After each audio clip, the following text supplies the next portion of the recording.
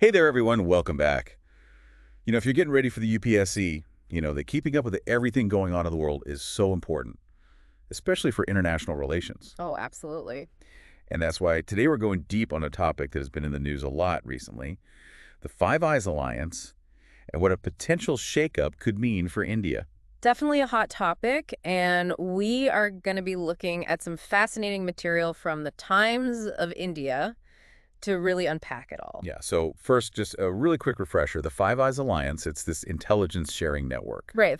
Think US, UK, Canada, Australia, New Zealand. working together since World War II. Hmm. But there have been rumblings lately that things might not be so solid anymore.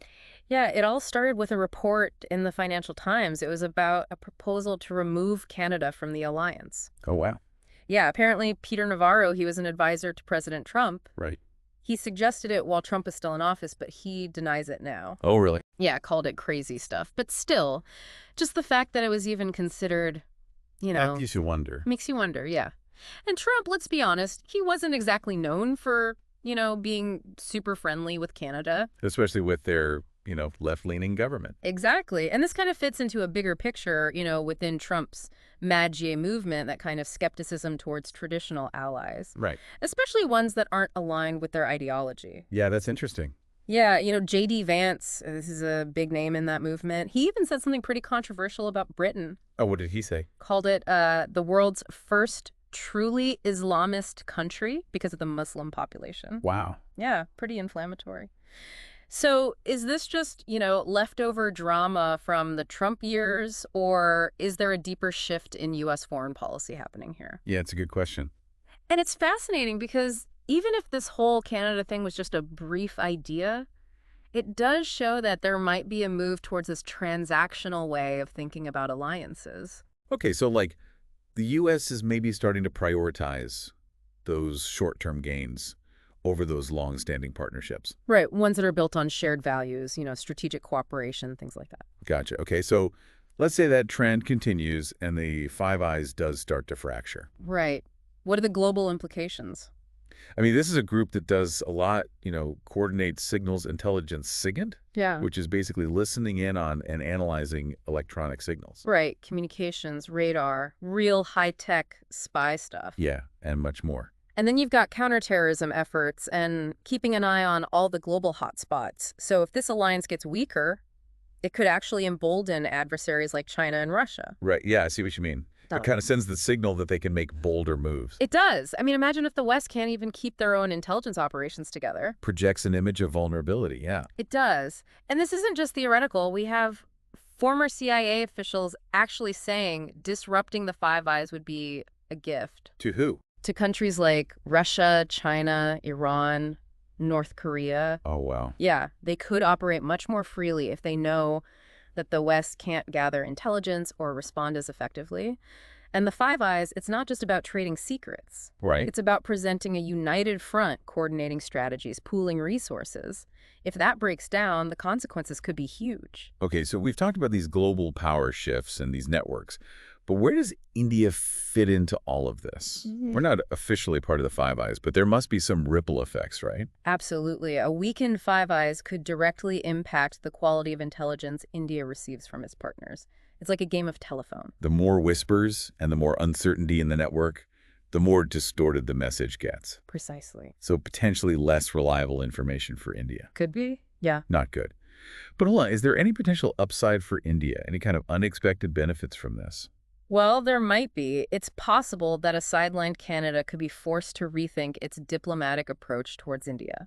Okay, so you're saying Canada might actually become less antagonistic towards India if it's on the outs with the Five Eyes. It's a possibility. But why is that? Well, think about the case of Hardeep Singh Nijjar, the Khalistani terrorist who was killed in Canada back in 2023. Oh, right. Canada used intelligence from Five Eyes to accuse India of involvement in the killing. And India, of course, strongly denied those accusations. Exactly. But the point is, without that same level of support from Five Eyes, Canada might have a harder time making those kinds of accusations in the future. So potentially fewer diplomatic clashes with Canada.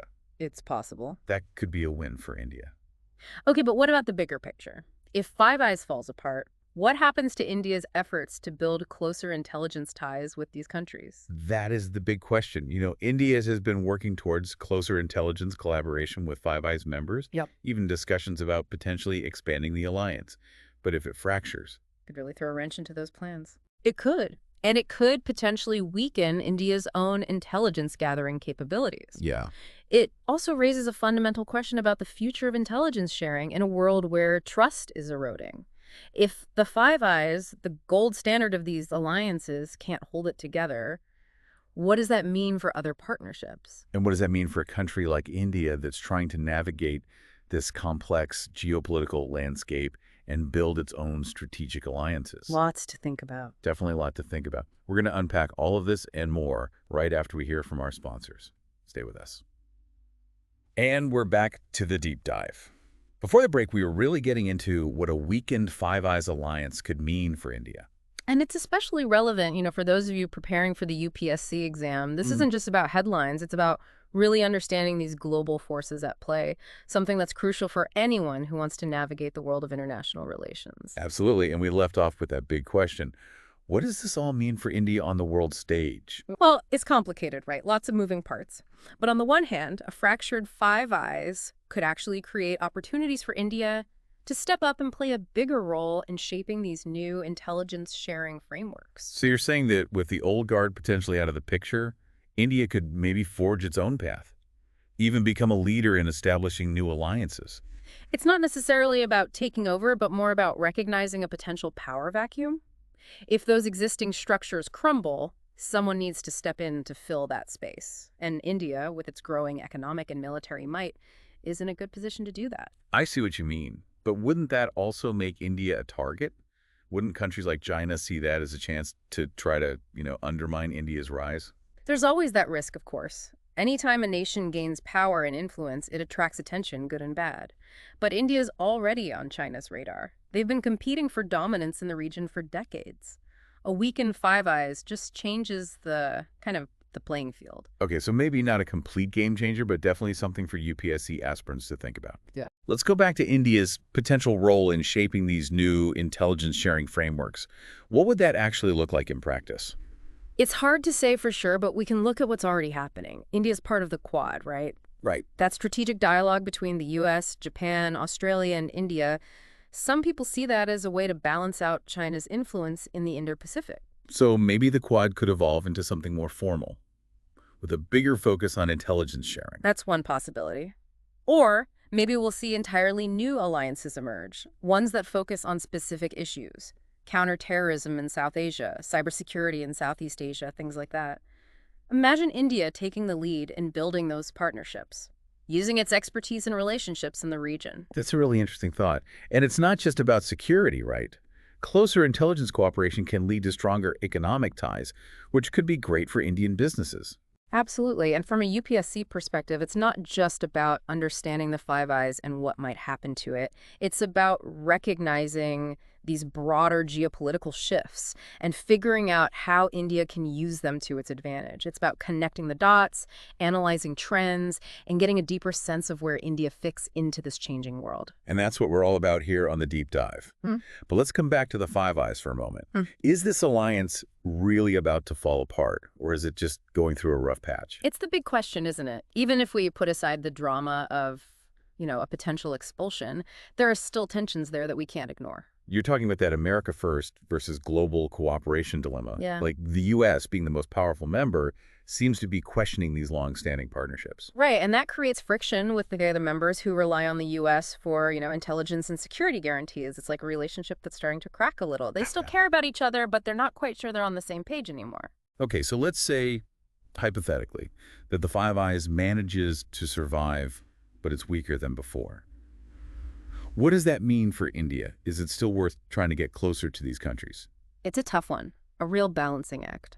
Because on the one hand, a fractured Five Eyes is less valuable as a partner, its intelligence capabilities would be diminished, and its political will to act decisively could be weakened. But on the other hand, you can't just ignore them. They're still major players on the world stage with expertise and resources that could benefit India. You're absolutely right. There's no easy answer here. It's about analysis, critical thinking, and that's what the UPSC exam is all about. It's about being able to understand complex issues and develop informed opinions. Precisely. Okay, so we've talked about the Five Eyes as a whole, but there's another layer we need to consider.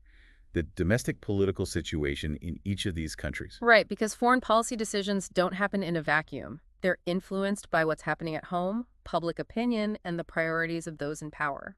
And those internal factors can have a huge impact on how these countries interact with each other and the rest of the world. Absolutely.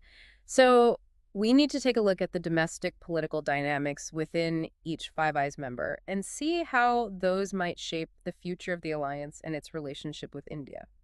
And we're back on the deep dive. We've been digging deep into the Five Eyes alliance, looking at those potential cracks and what it all means for India, especially important for those of you prepping for the UPSC.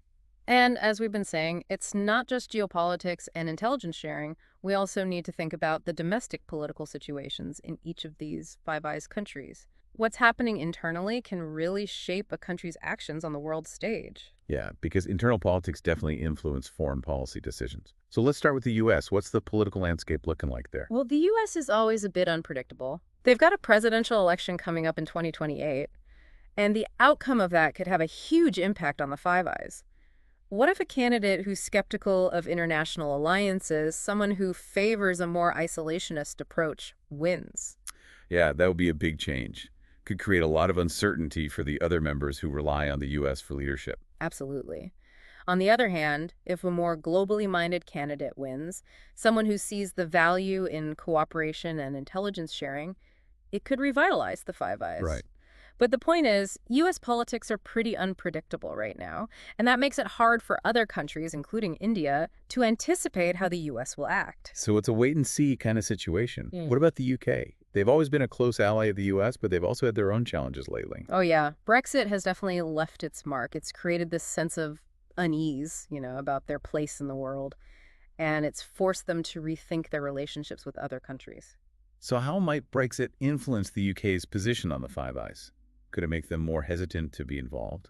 It's definitely possible. They might focus more on domestic issues over global ones, or maybe they'll look to strengthen ties with other partners, like India, to make up for any loss of influence within the Five Eyes.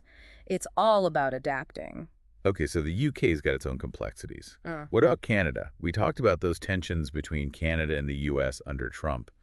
Have those eased up at all? Things have definitely calmed down since Trump left office, but the underlying issues are still there. Canada depends heavily on the U.S. for trade and security, but they also want to be independent. Right, pursue their own foreign policy goals. Exactly, and sometimes those goals might clash with U.S. interests, which could create some friction within the Five Eyes. Right, and we can't forget about Canada's large Sikh community, very politically active. That can influence how Canada approaches India. The Nijar case is a good example of how domestic politics can affect international relations. So Canada's accusations against India in that case definitely put a strain on things between those two countries. Yeah. So it sounds like Canada's relationship with both the U.S. and India is a bit of a balancing act. Yeah, it is. They're trying to juggle their interests and obligations on multiple fronts. Not easy to do. Definitely not. Okay, we've talked about the U.S., the U.K., and Canada. What about Australia and New Zealand? Do they play a big role in all of this? They're definitely part of it, but they don't have as much influence as the bigger players. Australia, for example, has been getting closer to the U.S., partly to counter China's growing presence in the region. That alignment with the U.S. could cause some friction within the Five Eyes if other members have different priorities. Makes sense. And what about New Zealand? They've usually had a more independent approach to foreign policy, right? Yeah, they tend to favor diplomacy and working together with other countries over those more hardline approaches. So they might be less likely to support aggressive U.S.-led actions and might actually try to encourage more dialogue and compromise within the Five Eyes. So a lot of moving pieces, a lot of different perspectives and priorities to keep in mind. For our listeners who are getting ready for the UPSC, what are the key takeaways here? How can they use this knowledge to prepare for the exam? Well, first of all, it's important to understand that the Five Eyes isn't static. It's constantly changing. A network with internal tensions, evolving relationships, and a potentially weakened or fractured Five Eyes creates both risks and opportunities for India. So UPSC aspirants need to be able to analyze those complexities. So it's not just about knowing the facts, right?